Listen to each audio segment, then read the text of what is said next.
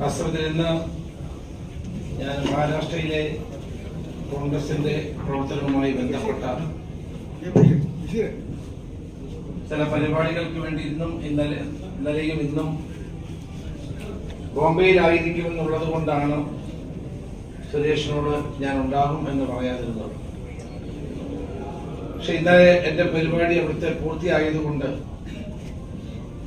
ഇന്ന് ശ്രീ കാർത്തികേയൻ അനുസ്മരണം ഉള്ളതുകൊണ്ടും മറ്റെല്ലാ പരിപാടികളും ഇന്നലെ തന്നെ പൂർത്തിയാക്കിയാണ് ഞാൻ ഇവിടെ എത്തിയത്. മറ്റാരേക്കാൾ കൂടുതൽ ഈ പരിപാടിയിൽ സംബന്ധിക്കാനുള്ള ഉത്തരവാദിത്തം എനിക്കുണ്ട് എന്നുള്ള പൂർണ്ണ വിശ്വാസത്തോടെയാണ് ഞാൻ ഇതിൽ പങ്കെടുക്കുന്നത്. ഞാൻ രാഷ്ട്രീയ കാര്യങ്ങളിലേക്കൊന്നും കടക്കുന്നില്ല. ശ്രീ കാർത്തികേയൻ ക്ഷോഭിക്കുന്ന കേരളീയ യുവത്വത്തിന്റെ യഥാർത്ഥ നേതാവായിരുന്നു. അദ്ദേഹത്തിന്റെ മനസ്സ് എപ്പോഴും ക്ഷോഭിക്കുന്നു. അനീതികൾ കാണുമ്പോൾ, തെറ്റുകൾ കാണുമ്പോൾ അതിശക്തമായി പ്രതികരിക്കുകയും സ്നേഹവസ്ത്രമായ പെരുമാറ്റം കൊണ്ട് എല്ലാവരുടെയും മനസ്സിൽ സ്ഥാനം നേടുകയും ചെയ്തിട്ടുള്ള ഒരു നേതാവാണ് ശ്രീ കാർത്തികേയൻ. ജീവിതത്തിലുടനീളം വെല്ലുവിളികളും പ്രതിസന്ധികളും ഉണ്ടായപ്പോഴൊക്കെ അതിനെല്ലാം ധീരമായി നേരിട്ട ജീവിതമാണ് അദ്ദേഹത്തിന്റെ.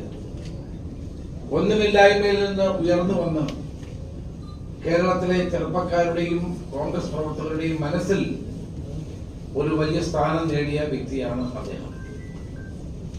ഞങ്ങളെ ഒരു കാലഘട്ടത്തിൽ KSUവിന്റെ കാലം മുതൽ ശ്രീ പന്തളം സ്വാനുണ്ട് ഞങ്ങൾ ഒരുമിച്ച് എല്ലാ ഘട്ടത്തിലും പ്രവർത്തിച്ച ആളുകളാണ്.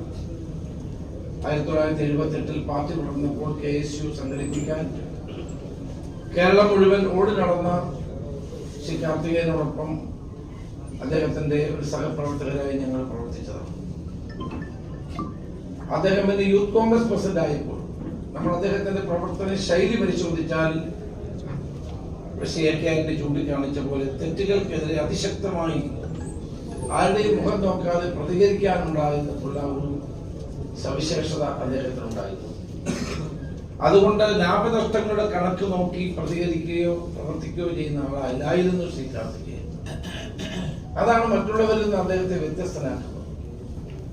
അതാണ് ജനങ്ങളുടെ മനസ്സിൽ അദ്ദേഹത്തിന് സ്ഥാനമുള്ളത്. ഒരു നിയോജകമണ്ഡലത്തിൽ 5 തവണ തുടർച്ചയായി അദ്ദേഹത്തെ ജനങ്ങൾ തെരഞ്ഞെടുത്തതും അതിന്റെ ഭാഗമായിട്ട് തന്നെയാണ്. കേരള രാഷ്ട്രീയത്തിൽ സ്വന്തമായ ഒരിടം ഉണ്ടാക്കിയ നേതാവാണ് കാർത്തികേയൻ. സംശയമില്ല.